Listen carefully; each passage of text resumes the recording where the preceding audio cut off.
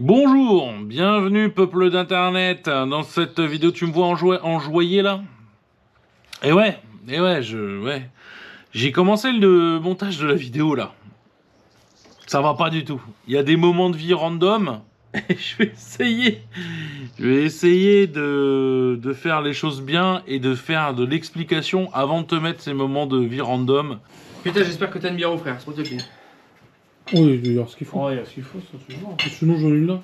Où on comprend rien, ça n'a ni queue ni tête. On en est là. Voilà, au moment où je te parle, on en est là. C'est-à-dire qu'on a monté collecteur, turbo, descente. Là, il y a une petite grille pour le turbo. Voilà, le fil d'huile est posé. Alors tu vas me dire, ah, démarre! Non, calmez-vous, on n'y est pas encore. On n'y est pas du tout. Je vais t'expliquer toutes les galères qu'il y a eu. Et je vais te mettre les petits moments de vie, comme ça, que j'aurais sauvés dans le montage, pour que tu comprennes un petit peu que c'est pas une vidéo d'américain. C'est pas genre en 10 minutes, les mecs balancent un kit turbo eBay, mettent un boost controller, ou je sais pas ce qu'ils font. Et bam, mais les gars ils partent et tout. Sur de la dubstep. Voilà, c'est toujours sur de la dubstep. Non, ici ça marche pas comme ça. Parce que ici déjà on parle d'une base de D15. Parce que c'est une EK3. Une EK3 c'est un D15. Et il y a plein de subtilités. Bah moi je suis pas parti d'une Civic en D16. J'ai pas fait de swap D16. Voilà. Voilà. Bon. Bref. Certains me disent bah ouais, t'aurais dû swap, t'aurais dû faire ci, t'aurais dû faire ça. Pas leur projet, ils s'en battent les couilles, ils peuvent te dire ce qu'ils veulent, c'est ni leur pognon ni leur projet. Donc eux ils te disent moi j'aurais dû, moi j'aurais fait. En la vérité, c'est qu'ils font rien. Ils ont mis une sangle OMP sur leur voiture en 1 an. Et en général, tu sais, après ça donne des leçons. Donc bon voilà. Mais pour le coup, pour ceux qui travaillent en général sur la base qu'ils ont, qui mettent de l'argent, du temps et un petit peu d'amour dans leur voiture, vont vite se reconnaître dans les galères, dans les petites galères qu'on ne t'explique jamais sur internet. Et pour autant, alors c'est de l'adaptation, hein, c'est que du temps perdu et un petit peu d'adaptation. C'est toujours cool à savoir si tu veux partir de cette base là, qui pour moi est une excellente base. Si vous voulez, le premier problème de l'EK 3, c'est sa boîte, c'est pas son moteur. Le moteur il est incroyable, le D15 est... Je trouve le D15, je vais pas dire, je fais pas de comparaison en disant supérieur ou autre à un D16, mais j'aime beaucoup le D15. Le D15 Z6, en tout cas, il était conçu après le D16, et d'ailleurs, vous voyez sur des choses à adapter. C'est un peu, moi je trouve que c'est bien, c'est un bon moteur, hein. C'est bien fait, voilà. En vrai, c'est bien fait. Donc, pour les problèmes qu'on a rencontrés, donc ici, ça commence sur collecteur turbo. Descente, ici, vous voyez qu'on a un radiateur de marque Mishimoto. Ah, génial, machin, t'as mis de la vraie pièce, machin, nanana. Bon, déjà, un D15, ça chauffe jamais. Quoi que tu fasses, ça ne chauffera jamais. Tu peux rouler au rupteur pendant 8 heures, le bordel, il n'y en a rien à taper. Mais moi, je voulais avoir un petit truc sympa dans la baie moteur. J'avais dit, tiens, ça fera propre, ça fera build terminé, voilà, des belles durites, truc de branleur, quoi. Bah, il s'avère que la descente de turbo, bah, déjà, t'es obligé de retirer le ventilateur, puisque là, déjà, bah, ça passe pas, hein, parce que tu vois, là, j'ai équipé le turbo d'une V-bande. Donc là, il y a un adaptateur, une sortie de turbo pour passer le turbo en V-bande, puis avoir une descente en V-bande. Donc là, j'ai plus court de faire une sortie capot, hein, parce que, pour être honnête avec toi, là, bon, là, je peux le descendre. Là, ça peut passer. Ça va passer très près aussi du récepteur d'embrayage. C'est faisable. C'est faisable. Mais ça suscite que où je décale le radiateur, chose que je peux pas vraiment faire parce que sinon il va taper dans le phare. Tu vois, j'avais commencé des plans de découpe là. Mais là, ça va taper dans le phare. Donc en fait, c'est pas possible. Donc là, la deuxième solution, c'est de trouver un ventilateur électrique type SPAL, plus petit que celui d'origine, de le décaler légèrement. C'est la solution que je vais retenir. Je verrai ça dans les prochains temps. Pour l'instant, la voiture, pour démarrer, elle n'a pas besoin de ventilateur. Elle a besoin de ventilateur pour sa longévité, mais pour l'instant, elle ne démarre pas, donc c'est pas la priorité. Après, qu'est-ce qu'on a? On a l'histoire du rail AEM. Alors, rail d'essence AEM est ici. Voilà, il est devant toi. Ça, c'est un rail d'injection, gros volume. AEM le vend pour des prépas sur 1000 chevaux à peu près, voilà. On s'en branle, c'était juste histoire de dire, tiens, t'as vu, j'ai un beau rail. Tu vois, ça fait bien terminer, voilà. Encore une fois, hein, c'est de la pièce qui est pas nécessaire. Hein. Sauf que si tu le montes, bah ça c'est un rail de D16. Et tu vois, le rail de D16 par rapport au rail de D15, ici il est vachement plus long. Le rail de D15 il commence ici, quasiment à fleur de l'injecteur, parce que le feed d'essence il arrive ici. Voilà. Et ben là non, le feed il arrive au bout. Et comme tu peux le voir, il y a une petite plaque derrière, tu vois, ça là, le petit trou là, ça c'est une recirculation que le D15 il a, que le D16 n'a pas. Ça, c'est une recirculation des gaz pour la pollution, comme une vanne EGR.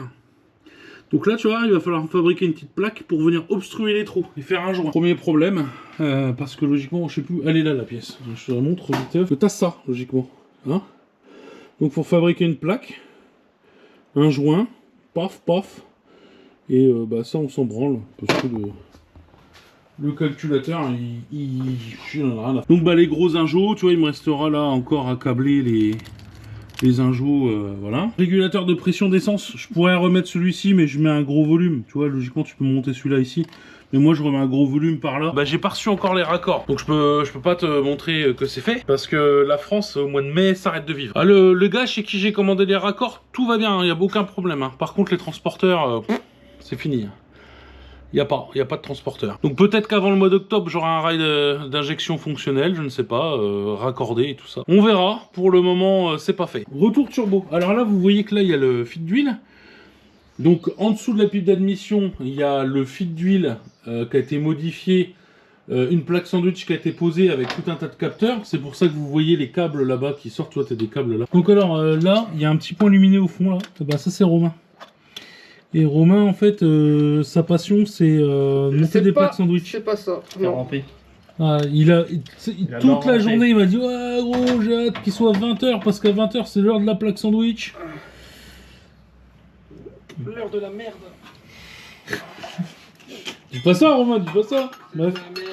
Ça, c'est pour venir mettre une sonde d'Ampédo ici, tu vois.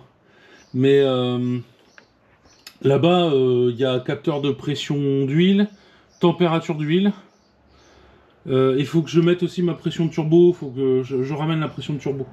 Au niveau du papillon, je sais pas où, je vais voir. Sûrement. Je vais essayer de trouver où je le mets ce truc là. Ici. J'essaie de te le filmer correctement. Voilà.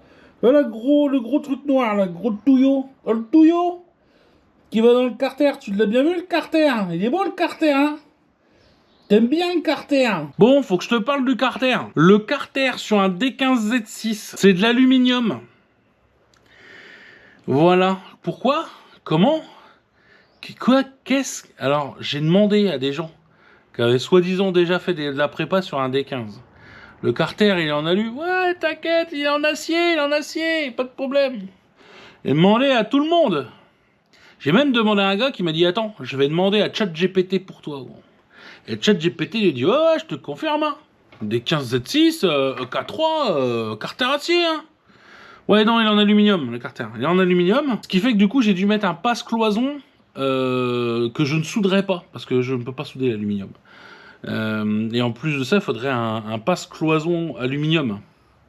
Celui de l'alu sur de l'alu. Ça, c'est quand même bien. C'est sur mon téléphone, non, sur mon iPad. Tiens, bon appétit. Putain, j'ai pas fait gaffe.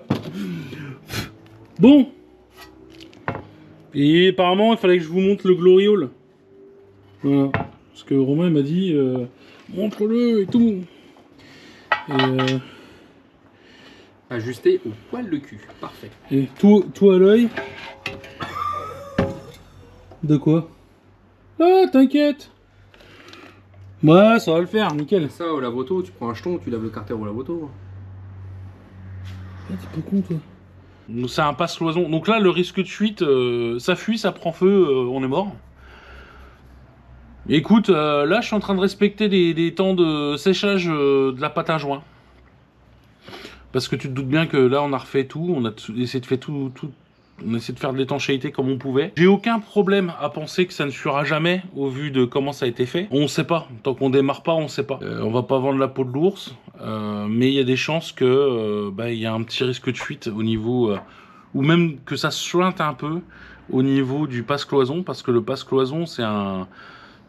je te dis, c'est un truc que tu serres, tu brêles ça avec 2 joints, mais bon, on a remis un peu de pâte à joint et tout. Parce que je aucune confiance là-dedans. C'est une technologie de jardinage, si tu veux. De toute façon, l'huile, ça fuit au feed.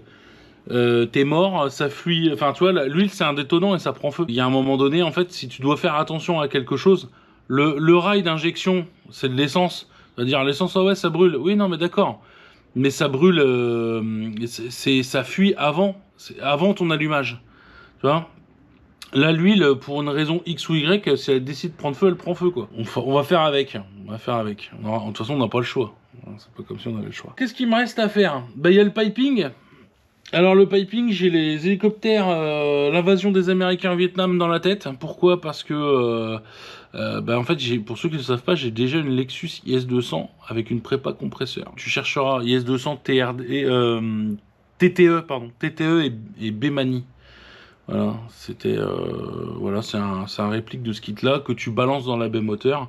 Et le truc le plus chiant, c'est de faire le putain de piping en 55 de bout en bout. Est-ce que je te filme le piping? Franchement, j'ai déjà pas envie. J'ai pas envie. J'ai pas envie. Je veux même pas en parler. Après, il y a l'air d'y avoir plus de place parce que tu vois, c'est Honda. Hein. Tu sais, t'as des trous. Tu vois ça, le piping, il va passer dedans. Là, regarde, t'as de la place de partout. Là, il y a de la place de partout. C'est pareil, tu vois, regarde la face avant, il y a de la place de partout. Bon, ça, c'est pas bien orienté. Il faut que ça soit vers le bas. Ça repasse là, enfin, que ça repasse sur le côté. Je vais le ressortir là. Je vais arriver ici. L'intercouleur, on va essayer de l'intercouler ici. Je vais essayer de faire des pattes plutôt vers le bas sur cette traverse là. Tu vois, en dessous, on va faire des espèces de pattes et on va essayer de coller l'intercouleur le plus profond possible. Parce que s'il est au plus profond, c'est j'ai pas découpé mon pare-choc. Ça peut être intéressant. Et ben, c'est la guerre. Ça y est. Il va falloir encore passer un temps de fou là-dessus. C'est tout ce que j'ai à vous dire pour le moment. Je vais donc continuer. Je vais faire un piping. Logiquement, prochaine vidéo.